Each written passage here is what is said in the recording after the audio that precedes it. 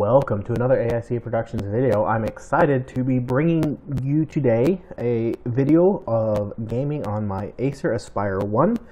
I apologize for the amount of time it's taken for me to produce this video. I was not able to find my HDMI capture device until just recently. So finally got that so I can go ahead and capture and not just be pointing a camera at the computer screen. So let's go ahead and go through. Again, this is the Acer Aspire 1. It's the A114-31-C4HH. Mainly it has the Intel Celeron quad-core n3450 processor, which is a huge step up from the n3060s and n3050s. A ginormous jump up because basically it's twice the processor. It has 4 physical cores versus just 2 physical cores. I believe it has a very similar graphics chip, but it is definitely a step up in just overall performance, and you'll definitely see that here. So we'll go ahead and just run through a few different games here real quick. The first thing we'll do is we'll go ahead and grab Minecraft up.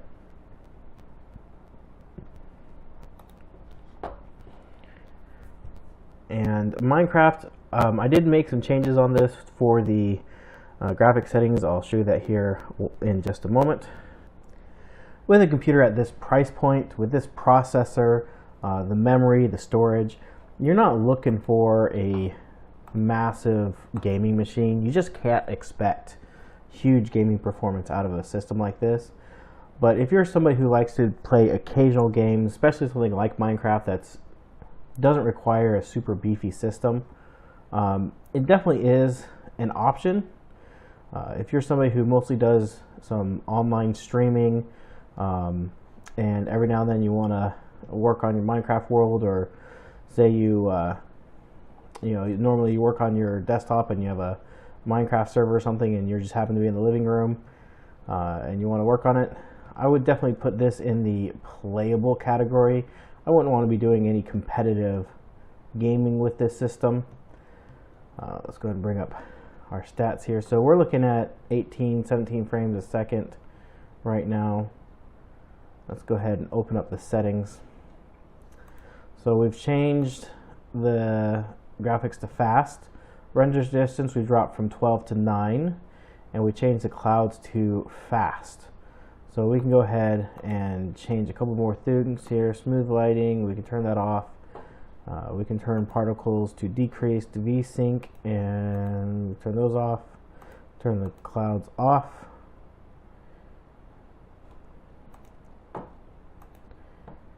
Back to game, and we're up to 24 frames a second. Oh, there's 13. Again, it's not great, but it definitely would be what I would consider quote-unquote playable. And if you were to spend the time and install something like Optifine on here, I think it would definitely be something that would give you a playable experience, if not an amazing experience. So, and if you dig underground a lot, the frame rate should definitely go up because it just isn't drawing as much at any given time. Animals tend to slow it down a little bit, obviously. Let's get out here where there aren't so many trees.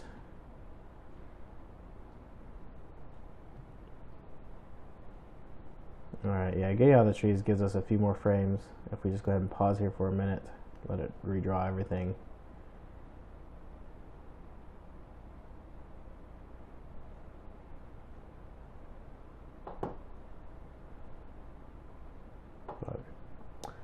So yeah, again, playable experience, Optifine would help a lot, and going to the Windows 10 version, which is an HTML5 versus a Java-based game, would make a big difference as well. So definitely an option here. Go ahead and quit out of this. Another game I get asked a lot about is Roblox. I have never played Roblox before this. All I've done is installed it. You'll have to forgive me. I have no idea what I'm doing. Let's go ahead and click on this very first one. It's called Jailbreak. Hit play on that.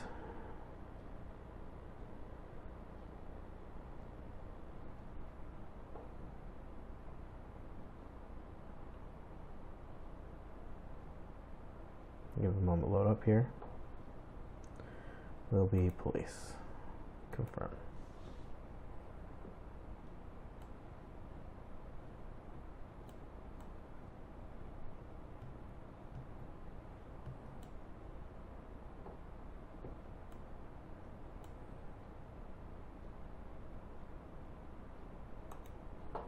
Alright, so once everything's loaded up, it definitely is what I would consider playable.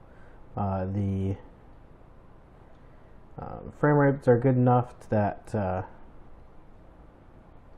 you can see what's going on around you. I haven't made any changes. Like I said, I really have no idea what I'm doing with this.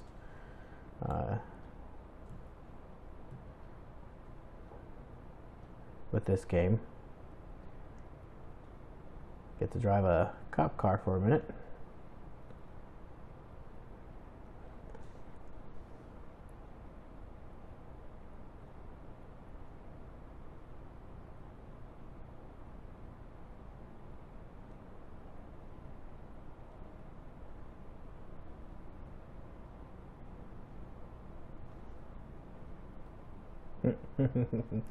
Alright, we'll go ahead and close out of this.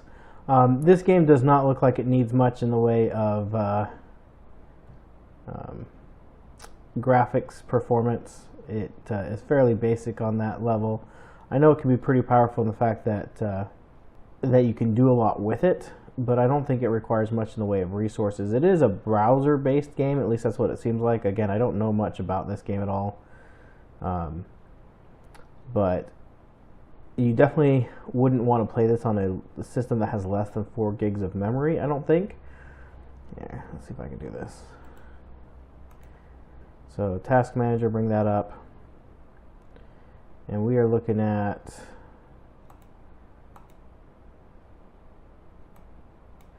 it's using 4.5 almost 460, almost 500 megs, so almost half a gig of memory there for this game. So I definitely think the 4 gigs is more important than necessarily the processor on that.